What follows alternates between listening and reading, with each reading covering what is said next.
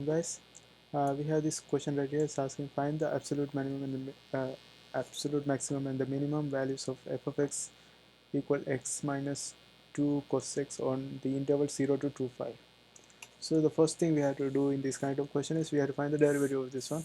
So the derivative is going to be f prime x, and derivative of x is just the 1, and minus, since the derivative of cos x is going to be minus sin x, therefore this is minus sin x. Therefore I can write this one as plus, because minus minus will become plus 2 sine x. So that's the derivative of this f of x, and they are saying uh, the f of the interval is 0 to 2 5. And the first thing in this question we have to find is we have to find the critical number. Critical number is when f prime is values when f prime is 0, and the values that uh, f of values that make the prime x doesn't exist. For example, if I plug all the values between 0 to 2 5, all of them are existing, so that's not going to be a problem to find critical number.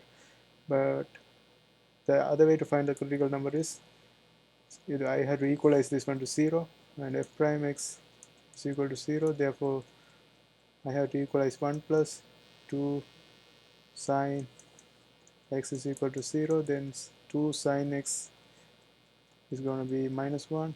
Sine x is going to be equal to minus 1 over 2. Since sine x is minus half, we have to know in which quadrant sine is negative. So A S or silver teacup. So if you see first and second quadrant has the values of sine is going to be positive, so it's going to be in the third and fourth quadrant. Also we know that half mean 30 degree, so it means from the horizontal it makes 30 degree. 30 degree.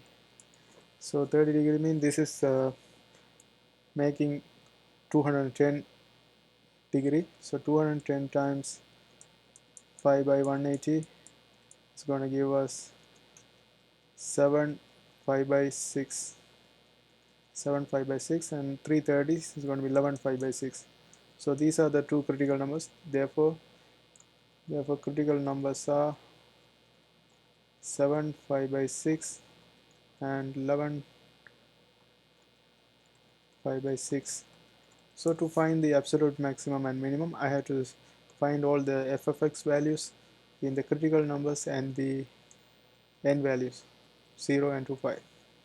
So let's do one by one. So if I check this one, 7 5 f of 7 5 by 6, I will get 7 5 by 6 minus 2 cos 7 5 by 6. And if I calculate the value for this one, I will get 5 point. So you can plug for this one.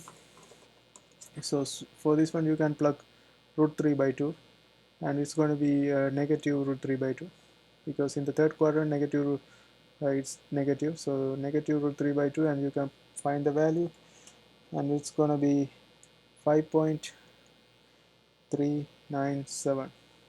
And if you find the value for f of 11 5 by 6, you will get 11 5 by 6 minus 2 cos 11 5 by 6, which is going to be equal to 4.0275.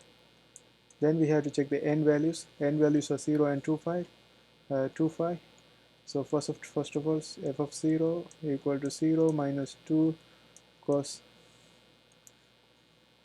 wait a minute, so f of 0 is going to be 0 minus 2 cos 0. Cos 0, this is easy to find because 0 is going to be 0, cos 0 is 1, so therefore 2 times 1, therefore it's going to be minus 2. Then we have to find f of 2 5.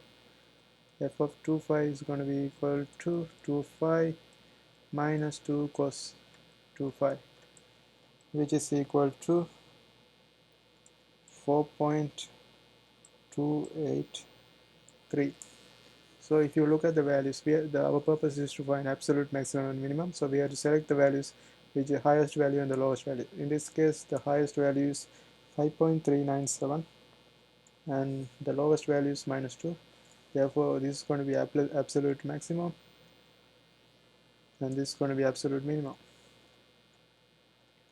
So we can state that therefore absolute maximum is when f of 756 equal to 5.397, and absolute minimum is going to be when f of 0 is equal to -2. So these are the final answers. I hope you guys liked this video. See you next time.